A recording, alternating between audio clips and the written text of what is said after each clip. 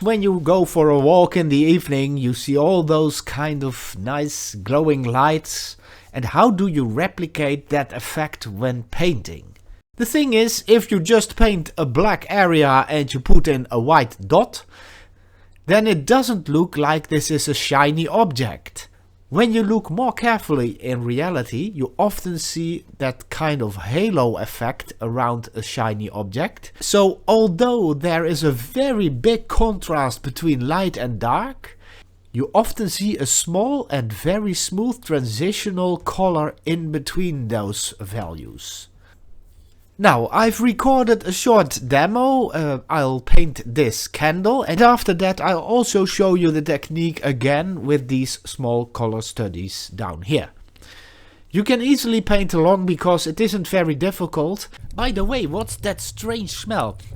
Oops, I forgot to put out the candle. Ooh, where's the emergency exit? Oh. Oops, that's rather inconvenient. Maybe I should just use the regular front door.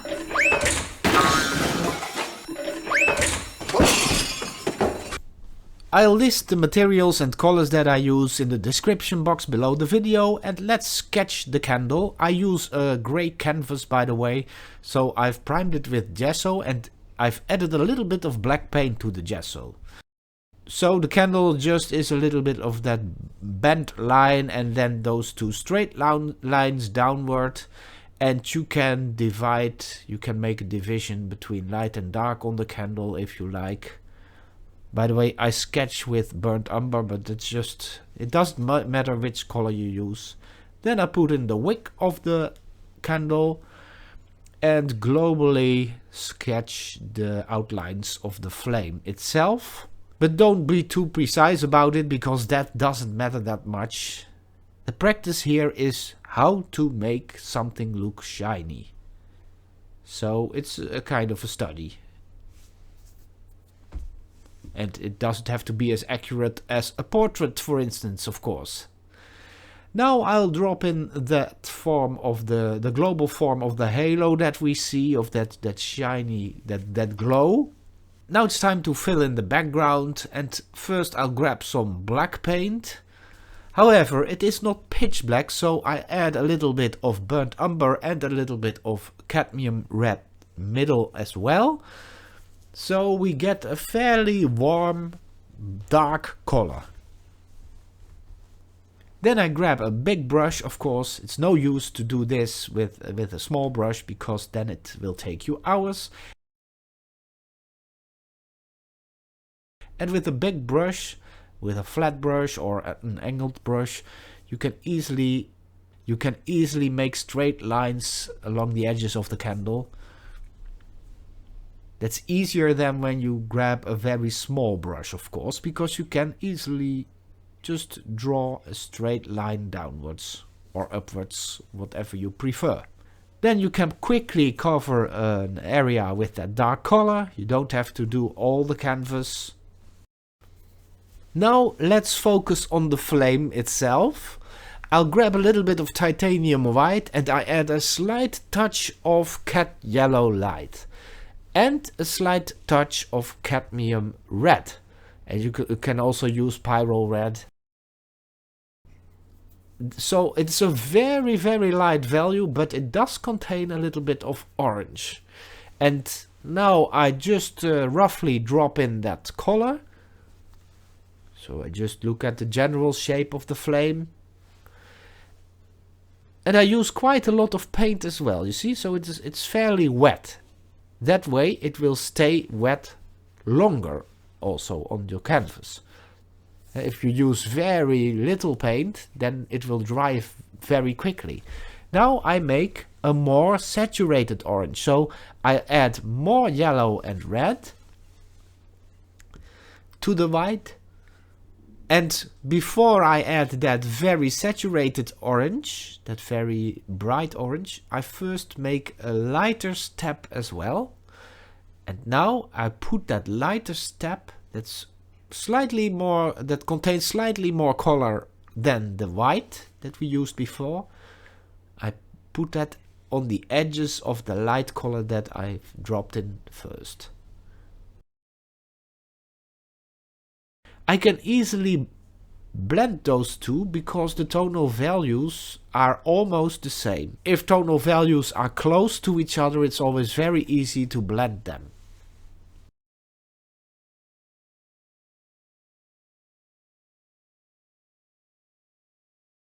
Now I clean the brush slightly and I head over to that more saturated orange. So the farther I go from the center of the flame, the more color I'm gonna add.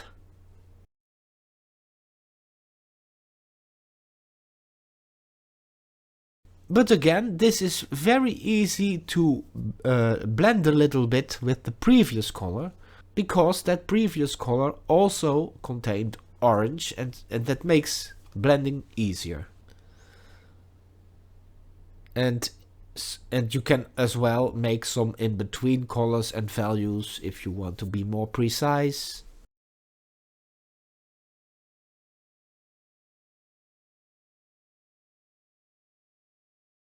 Now I grab a little bit of burnt umber.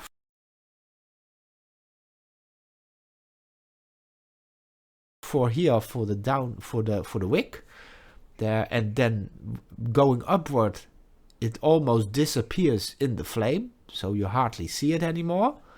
Now I'm gonna add some ultramarine blue to quite a lot of titanium white to that mixture that I already had. So here I add a slight bit of ultramarine at the bottom of the flame. But I don't exaggerate it too much. It's always handy to try not to exaggerate in an early stage.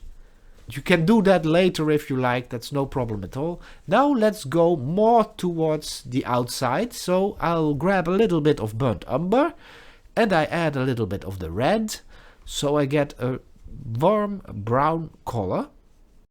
This color is useful to connect the halo to the background color, you see. So this color is quite dark, so it will be easy to connect it with the very dark color later on.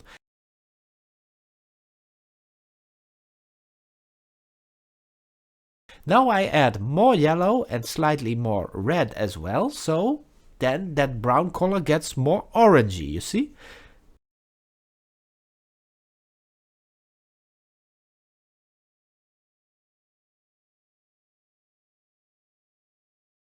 By doing that, it connects a little bit more with the colors that we have put on earlier. See?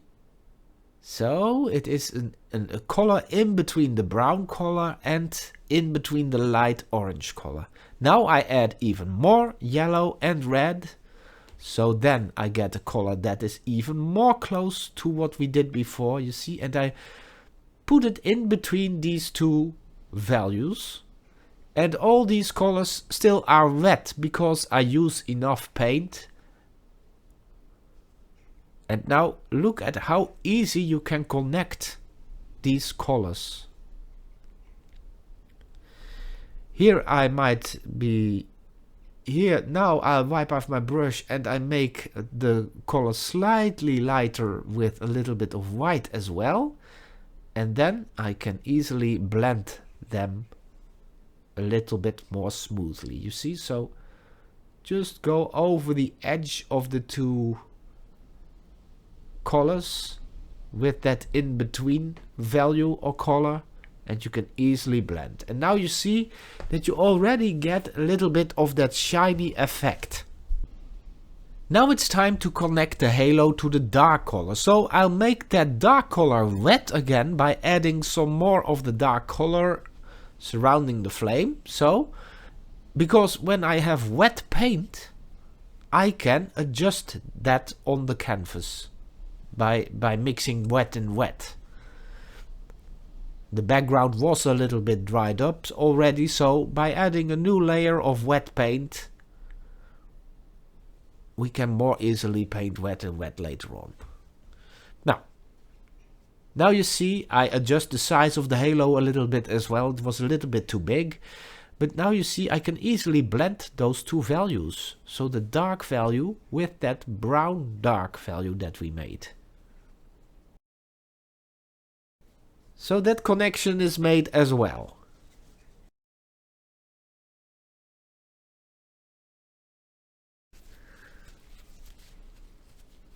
Now you can always adjust things if you want to adjust the shape of something. In this case I wanted to adjust the shape a little bit, and of course you can always do that. That's no problem at all. Especially because we use only a few colors. That makes life a little bit easier. So you easily can remember which colors you mixed to get to a certain result. And now on top of the flame, I see on the photograph a little bit of a quite intense orange color. So I just want to try that as well. So I put that in, and you see now the edges are a little bit too hard again. But then I just grab a surrounding color again from the palette, and very easily I can connect it with the previous value or color again. So that is the whole trick. The whole time it's just a matter of trying to connect these values. And of course you see that the flame itself is very light and the surroundings are very dark, but by adding these in-between steps you get that shiny effect. Again, I want to adjust the form of the halo a little bit. So I make it slightly smaller at the top. And also so you can see that it's no problem to adjust things while you are painting. And while painting we make errors all the time, mistakes. And there's always a solution for these mistakes. Now let's focus on the candle itself. Flame is good enough, I think, in this stage. In the candle itself we see that has a glowing effect of its own. First we must be brave and just connect this part of the candle with the background color. It is almost the same color as the background, so we just dissolve it into the background, so to speak. Now at this side of the candle I see a more kind of brown kind of color. But try not to be fooled. That color is relatively dark. If you squint your eyes, you hardly see that color on the photograph. So be careful not to make that color too light. So squinting the eyes can be very beneficial sometimes if you quickly want to check tonal values, how dark or light are certain parts in your photograph. Now that same brown color we can add on top of that dark spot on the candle, and now I gradually add more red and yellow to make the color slightly more orangey. Red, orange first. And again you can easily blend this with the previous value.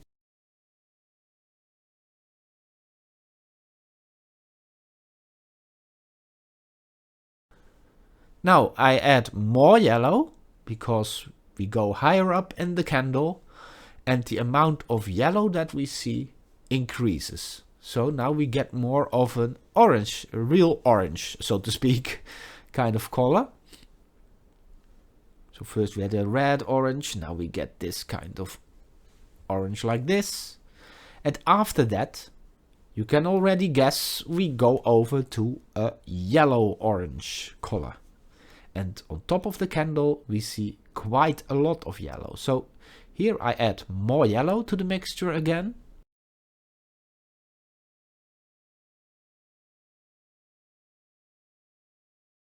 And I think now it's time to add a little bit of white as well, you see? So not only yellow but also white. For this top part here is the lightest. It's logical, it's right underneath the flame. And then here you have that sort of transparency that you look through the candle. And well, now I can easily connect it again with the previous colors by just making an in-between value. Now here I see some more real yellow spots, very light, very bright, I mean, and so I add those as well. It's kind of detail work, but I like it. And now I connect these two values again by blending them a little bit. So there you have it, that's our candle. But now let's practice the technique with some other colors. So just simply put some dark color on your canvas or paper, whatever you do, like this. So now let's pretend that we want to make a shiny light, a red kind of light. Now, if I just put the red color inside of this dark color like this, then this absolutely does not look like a shiny object. Looks more like an abstract painting or something. First I dry it a little bit with the hairdryer, because now I want to show you this technique. So here I grab a little bit of the red, yellow and titanium white mixed together to get a nice light color. And I put that in the middle of that red square. Now I add some more red to that mixture. And you see that this way I can connect that light color easily with the red color that was already there. Now I want to connect that red color with that dark color to so that glowing effect. So I grab a little bit of black, because I've used black for the background, and I add a little bit of red. Or quite a lot, to be honest. So now I get a more red brownish color.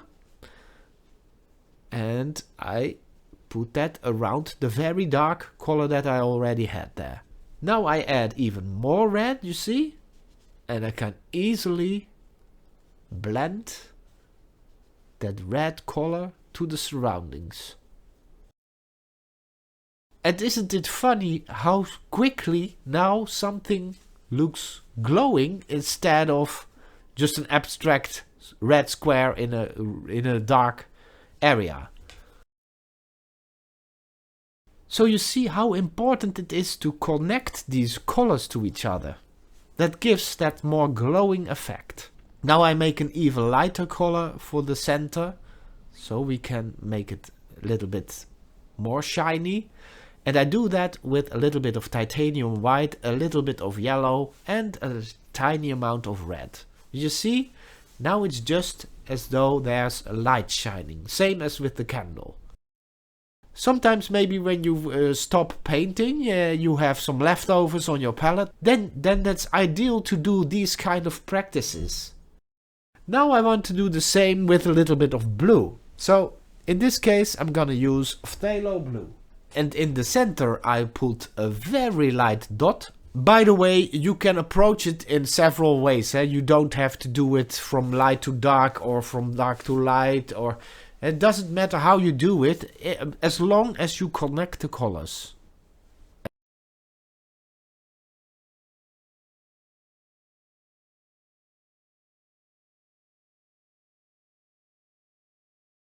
Now I go for a new step.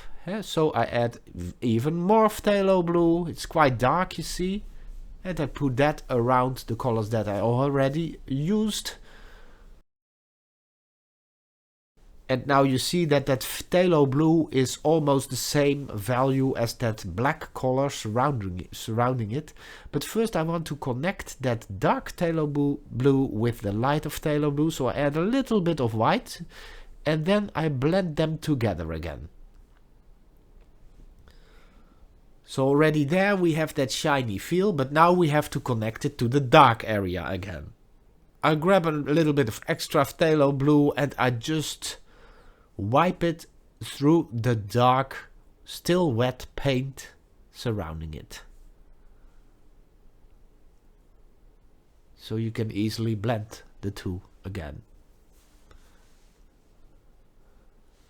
Now at this spot it's a little bit too, the edge is a little bit too hard, so I'll add more phthalo blue and a little bit of white to make it slightly lighter again. So that's funny, isn't it? You immediately see that if you have an edge that is too hard, the effect isn't there anymore. But this way I've restored it, and I can even add a little bit more of the phthalo blue in the surrounding like this. It's very subtle, but it gives that glow effect. Now, last one I do, you don't always need to have a black background, of course.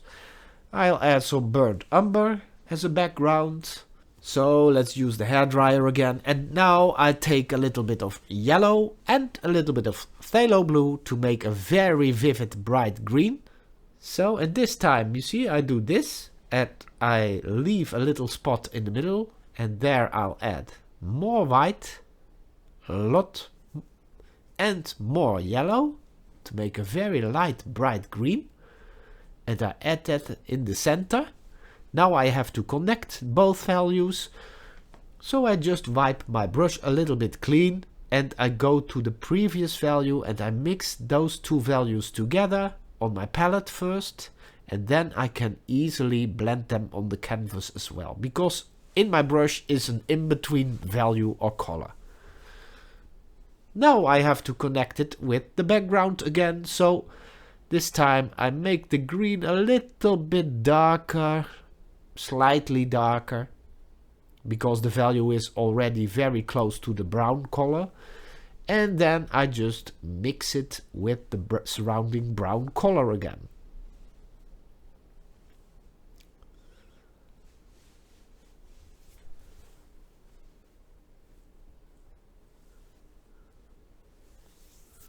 Here I mix in some extra of the green in the brown, in the surrounding colors. And there you have it. I hope it makes sense. Thanks for watching. See you next time.